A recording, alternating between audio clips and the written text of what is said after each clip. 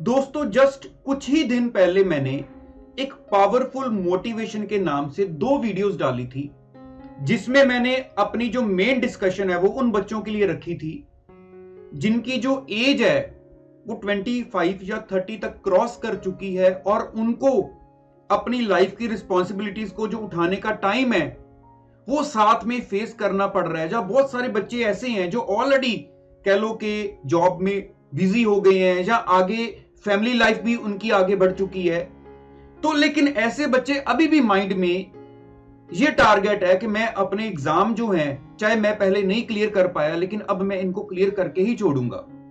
तो अगर आपने वो 2 वीडियोस नहीं देखी होंगी तो याद से देख लेना, मैंने उसका जो लिंक है वो नीचे डिस्क्रिप्शन में दिया हुआ है। और आज मैं उसी आगे एक कह लो सीरीज को कंटिन्यू करते हुए, क्योंकि मैंने बोला था अराउंड 8 से 10 वीडियोस उस टॉपिक पर आएंगी, तो ये बीच में एग्जाम आने की वजह से मैं रुक गया था, लेकिन मुझे बच्चों ने बोला कि आप उसको कंटिन्यू रखो, तो आज मैं उसका 3rd पार्ट लेकर आया हूं। और आज वाली जो डिस्कशन है वो बहुत ही ज्यादा इंपॉर्टेंट है, जो आपको कुछ बहुत इंपॉर्टेंट डिसीजंस जो है वो लेने में हेल्प करेगी। क्योंकि मैंने देखा है कि ऐसे जितने भी बच्चे हैं उनके माइंड में ये चीज घूमती रहती है कि यार मैं एग्जाम तो दे रहा हूं लेकिन मेरा प्रेपरेशन इतना ज्यादा लेवल हाई नहीं है एज कंपेयर्ड वो बच्चे जो सिर्फ पढ़ रहे हैं, और हम इतना कुछ कर रहे हैं, शायद दिन में 2-3 घंटे से ज्यादा या 4 घंटे से ज्यादा नहीं निकाल पा रहे स्टडी के लिए, तो हम क्या कंपीट करें उनका, है ना। ये चीज माइंड में आती है। और दूसरी बड़ी चीज तंग करती है कि अब नया सिलेबस आ जाएगा। ये मुझे बहुत बच्चों ने मैसेज किया होता है कि नया सिलेबस आ जाएगा तो कौन सा इजी है, पुराना वाला इजी है या नया वाले में चले जाएं, हम क्या करें। देखो सबसे पहले तो मैं आपके माइंड में क्लैरिटी लेकर आता हूं। ये एक तो सिलेबस नया है या पुराना है, इसकी सोच को पीछे करके सबसे पहले आपको ये डिसाइड करना है कि आपका जो प्रेपरेशन लेवल है, आप जो अपने आप को एग्जाम के लिए प्रिपेयर कर रहे हो, आपको कितना टाइम लगेगा। आप जस्ट एक एग्जांपल लो। मान लो आपके सामने एक रस्सी लगी हुई है जिसकी जो हाइट है वो 1 फीट है ना। 1 फीट की हाइट पर एक रस्सी लगी हुई है और आपको जंप करना है। अब अगर आप उसको जंप करने के लिए थोड़ा सा भी भागोगे तो आप जंप कर लोगे।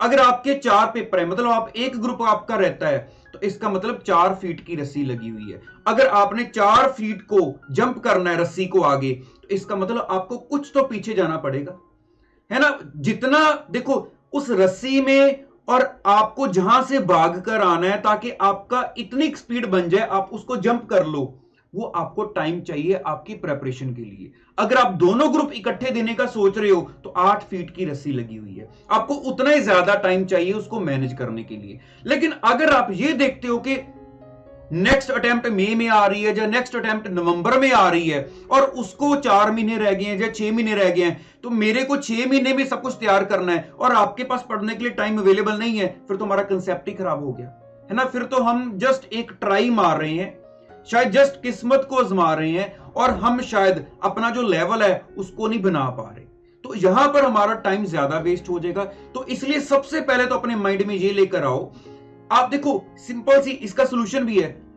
कोई दिन ऐसा निकालो जिस दिन मान लो आप 2-3 घंटे छत पे चले जाओ, आराम से धूप में बैठ जाओ जहां पर आपको कोई डिस्टरबेंस ना हो। कोई ऐसा टाइम निकाल लो। अगर आपको लगता है ऐसा टाइम निकालना मुश्किल है तो जब रात को सारे सो रहे हो तो 2-3 घंटे किसी रात को निकाल लो और उस वक्त पूरा बैठकर सोचो कि दिन का कौन सा टाइम, कौन सा एरिया, रात का कौन सा टाइम। हाँ, अपनी जो नींद को, ऐसी चीजों को, लाइफ को सेक्रीफाइस ना करो।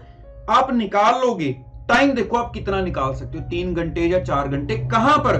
क्योंकि अदरवाइज देखो क्या होगा, अगर आपको लगेगा हाय मैं नहीं कर पा रहा, मैं नहीं कर पा रहा, और वो टाइम जो है वो आपकी अभी लाइफ की रिस्पॉन्सिबिलिटीज का है, तो आप अपने आप को ना अपने ऊपर फ्रस्ट्रेट होना शुरू हो जाओगे कि पता नहीं यार मेरा दिन तो वेस्ट ही जा रहा है, मैं कुछ कर नहीं पा रहा, बाकी सारे बहुत कुछ करी जा रहे हैं। तो ऐसा नहीं है।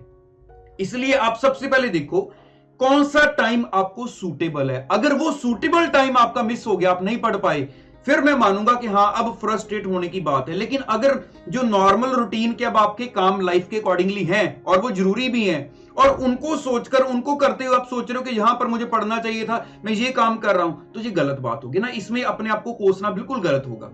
तो सबसे पहले ये देख लो कि कौन सा टाइम है जिसमें मैं मैनेज कर सकता हूं। मैं घर पे कौन से टाइम के लिए दूसरों से हेल्प ले सकता हूं कि मेरे को इतना टाइम दे दो। अगर वो 3-4 घंटे मिलते हैं तो आप अपने माइंड में ये सोचो कि अब मैं अपने जो भी सब्जेक्ट्स हैं कहां पर उनमें वीक हूं, जरा उनको एक बार एनालाइज कर लो बैठकर।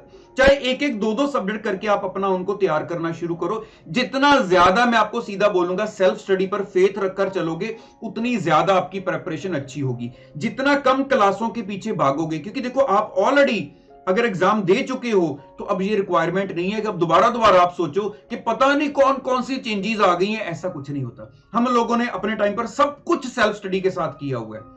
जीरो से जहां तक भी पढ़ना होता था, एक सब्जेक्ट को स्टार्ट करना है, वो भी सेल्फ स्टडी होती थी। तो हम भी तो सारा कुछ क्लियर कर दिए। तो अगर आपको, देखो सबसे पहले तो ये देखना है कि आपको अपने हिसाब से कितना टाइम लगेगा। अगर आपको लग रहा है मेरे पास 3-4 घंटे डे में निकल रहे हैं और मैं 1 या 2 सब्जेक्ट लेकर स्टार्ट कर लूं तो अराउंड 3-4 महीने लगाकर मैं अपने 1 या 2 सब्जेक्ट को कंप्लीट कर लूंगा। चलो मैं मानता हूं, मान लो 3-4 महीने लगाकर मैंने 4 महीने लगाकर मैंने 2 सब्जेक्ट को अच्छे से कवर कर लिया और उसके बाद दोबारा फिर से 4 महीने लगाकर मैं 2 सब्जेक्ट को अच्छे से कवर कर सकता हूं। तो मैं सीधा नेक्स्ट, अगर मेरी नवंबर अटेम्प्ट आ रही है, मतलब बीच में गैप डाल दूं, अगर नेक्स्ट मई आ रही है तो मैं नवंबर के लिए प्लान करूं, ताकि जो भी हो वो सीधा हो कि हाँ मैंने यहां पर एग्जाम दिए और मैं क्लियर हूं। ये बीच में ट्राई वाले कंसेप्ट जो है ना, वो क्या होता है कि सबकी नजर भी बनी रहती है स्टेज में आकर कि अच्छा ये इसने हमारे से स्पेशली हेल्प भी ली है, हम इसकी हेल्प भी कर रहे हैं, हम इसको टाइम भी निकाल के दे रहे हैं, अब ये क्लियर हो जाए तो आपके ऊपर और प्रेशर बनेगा, है ना। जैसे सबकी दुनिया की नजरें हैं कि ये बंदा आज 100 स्कोर कर लेगा या नहीं, तो उसमें बंदा आउट हो जाता है। तो ये सीन हमारा हो जाता है। तो इसलिए सबसे पहले ये देखो, अब शांति के साथ, आराम के साथ, अपने मजे के साथ काम में लगे रहो, जिसमें दूसरों को ज्यादा नजर भी ना आए कि आप काम कर रहे हो। अपना मस्त जो टाइम निकाला उसमें अपना पढ़ो और अपने जो एग्जाम है उनको तैयार करो। जब आपको लगे कि हाँ एक माइंड में टारगेट जरूर रखो, ये नहीं कि जब एक तैयारी होगी तब देने चले जाएंगे, फिर कभी भी नहीं जा पाओगे।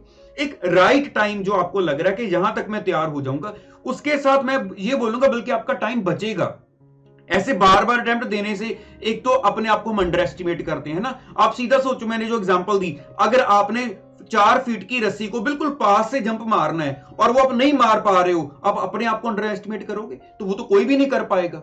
शायद जिसने शायद फर्स्ट पोजीशन हासिल की हो उसको भी बोलो कि जंप मार, वो भी नहीं मार पाएगा। तो आप अपने आप को अंडर एस्टिमेट क्यों करो? आप बिल्कुल भी ना करो। जस्ट आपकी सिचुएशंस और हैं, उसकी सिचुएशन शायद और है, तो आप अपनी सिचुएशन के अकॉर्डिंगली देखो कि आपका कौन सा राइट टाइम है जहां पर आप रेडी हो जाओगे। तब तक अपने आप को फ्रस्ट्रेट ना होने दो, अपने कह लो लेवल को धीरे धीरे करके ऊपर लेते जाओ। उसके बाद एक ही बार ये श्योर कर लो कि अब मैंने जो दिया बस अब। अच्छा, इसके साथ आपको ये भी पता होगा, अच्छा मैं अगर नेक्स्ट नवंबर में देने जा रहा हूं तो वहां पर मेरे पास ओल्ड सिलेबस अवेलेबल होगा या नहीं होगा, वो मेरे को पहले पता है। अगर मेरे को पता है सिर्फ न्यू होना है तो मैं आज से न्यू को उठाऊं, है ना। वरना माइंड में ये भी चीजें फंसी रहती हैं कि अभी मैं ओल्ड के लिए पढ़ रहा हूं तो फिर से दोबारा मैं 6 महीने में कैसे न्यू के लिए तैयार कर लूं। तो ये चीजें तो पहले सारी क्लियर हो जाएंगी हमें।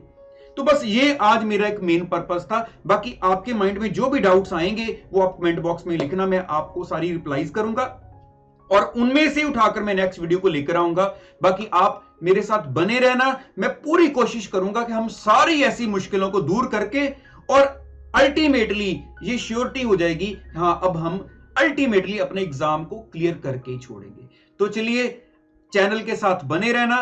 और मैं आपको इतना जरूर बता देता हूं कि जितने ज्यादा आपके कह लो कि यहां पर कमेंट्स आएंगे, मेरे को उतनी क्लैरिटी होगी कि आप ऐसी कौन सी सिचुएशंस में उलझे हो और मैं उतने रियल सिचुएशंस को लेकर आपके लिए ऐसे कंटेंट जो है वो लेकर आ सकूंगा। तो मेरी तरफ से आप सभी बच्चों को ऑल द बेस्ट। मिलते हैं नेक्स्ट वीडियो में। Thank you so much.